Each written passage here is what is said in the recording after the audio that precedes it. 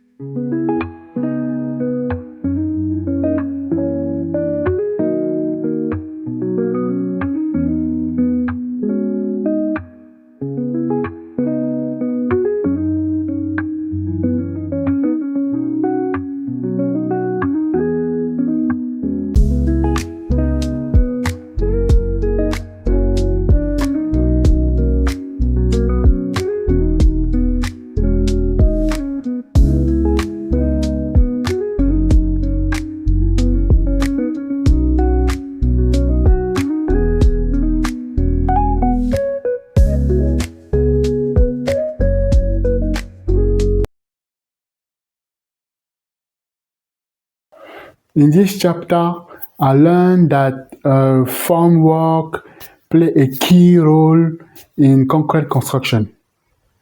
It gave shape to fresh concrete and ensures the correct geometry of the structure. Formwork must be stable, strong, and well sealed to guarantee the quality of the structure. Different types of formwork can be used, such as wood, metal, and synthetic material, depending on the project.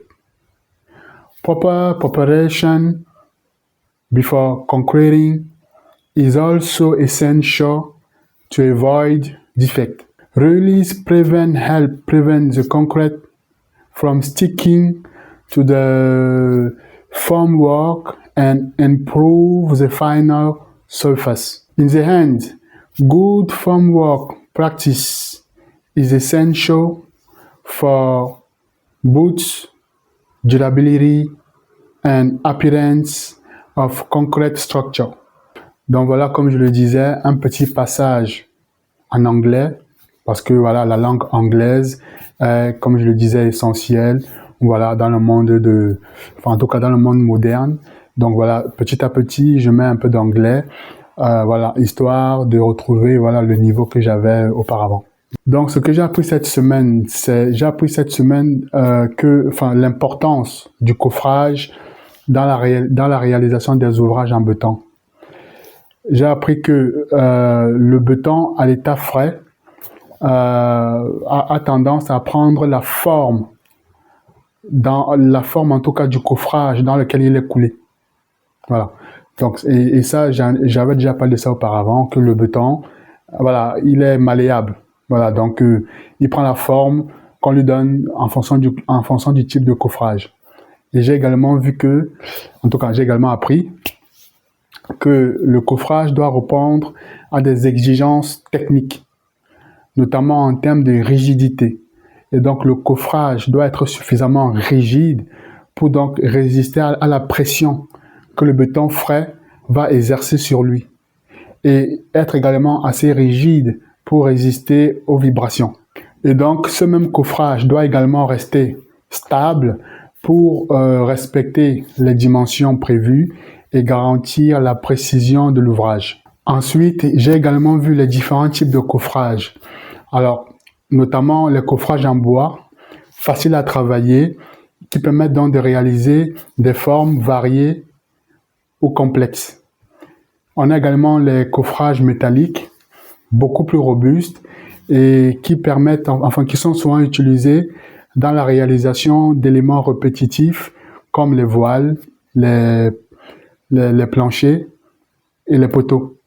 On a enfin les coffrages en matériaux synthétiques qui permettent d'avoir une bonne qualité une bonne qualité de finition au niveau des surfaces. Voilà. Une autre étape également concerne la préparation du coffrage avant le bétonnage. Avant le bétonnage, il est essentiel de s'assurer de la position et de la stabilité de l'ensemble, d'assurer également l'étanchéité entre les différents éléments et de nettoyer soigneusement les surfaces afin d'éliminer tout ce qui pourrait altérer la qualité du béton. Enfin, j'ai également vu l'utilisation des produits de démoulage. Les produits de démoulage sont utilisés à la surface du coffrage, justement pour éviter que le béton n'y adhère. Ils protègent dans le coffrage, facilitent le décoffrage et ils jouent également un rôle essentiel dans la qualité du parement du béton. Et donc leur choix et leur application doivent être réalisés avec soin, car ils peuvent influencer l'apparition de bulles en surface. Donc, s'il faut que je fasse un résumé en 2 mots sur le coffrage, je dirais que le coffrage n'est pas simplement un moulage temporaire. C'est vraiment un élément essentiel dans le processus de construction, puisqu'il influence à la fois la précision de l'ouvrage, la qualité du béton et l'aspect final du parement. Donc, voilà un peu ce qu'il y avait à dire dans cette semaine de travail. Voilà. Comme je le disais, toujours aussi intéressante. J'en apprends tous les jours. Et voilà, donc là, j'en suis à ma 9e semaine consécutive. C'est super important de garder la discipline parce que, comme je le disais, la motivation permet de commencer, mais c'est la discipline qui permet de perdurer dans le temps. Donc, je garde vraiment ce côté disciplinaire qui me permet vraiment de tenir, même lorsque c'est difficile. Voilà. Donc, voilà un peu ce qu'il y avait à dire dans cette semaine. Je pense avoir fait le tour. Si vous avez des questions ou quoi que ce soit, n'hésitez pas. Et je vous donne rendez-vous simplement la semaine prochaine. En attendant, bonne fin de week-end et à la prochaine. Thank you for watching and see you next video. Goodbye.